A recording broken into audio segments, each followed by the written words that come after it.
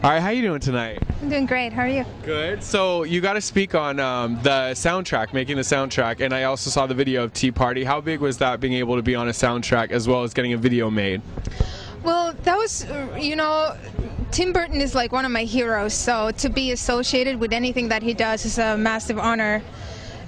Also, Walt Disney, one of the biggest, two really big names, one of the biggest geniuses of all times, huge inspiration. So it was actually really funny because I met Tim Burton like two years before the Alice movie came out, and I walked up to him and I said that I'm his Alice because I've heard that, I'd heard that he was doing the Alice movie. So he started laughing and I was like, no, I'm not laughing.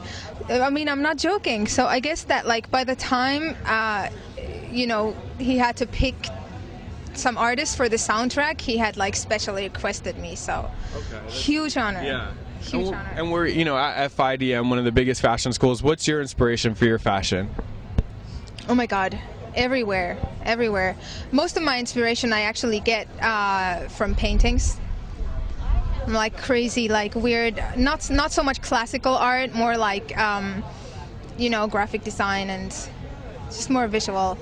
And is there any designers that you particularly like, or is a lot of this stuff made custom-made for you, or? Well,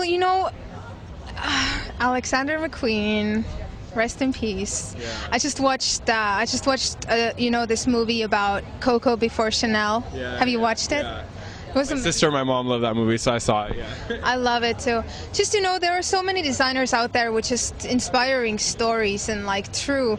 And I bet they're going through the same things that musicians are going through when they want to make the craziest, couture, and people only want to get the t-shirt with Chanel logo on it. Yeah.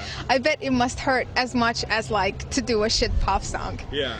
I know, because I feel like musicians somehow, you have to dumb down music. Do you ever feel like that? Because I know I've heard your stuff before and it's very eclectic and out there. Do you feel like sometimes you have to kind of dumb down to make sure it hits mainstream? You know what? It's either you dumb down or you get really good at what you do. And I've been trying to get really good at what I do. So I think, my second album is coming out this fall. Yeah.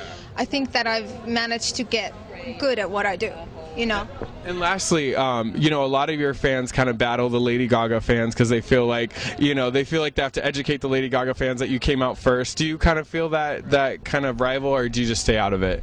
It sort of sucked for a while to get compared to her because I've always been me, You were out before her.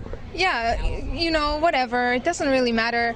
It sucks to get the comparisons when I'm just being me, I don't even look for inspiration in other artists, but I guess it's a compliment, at the same time. So I hope that I can establish myself in a marketplace enough where we're both just looked at like as of, somebody creative. Yeah. And that's where because we stand for such different things, I think. And a different style of music too. The music is just completely different.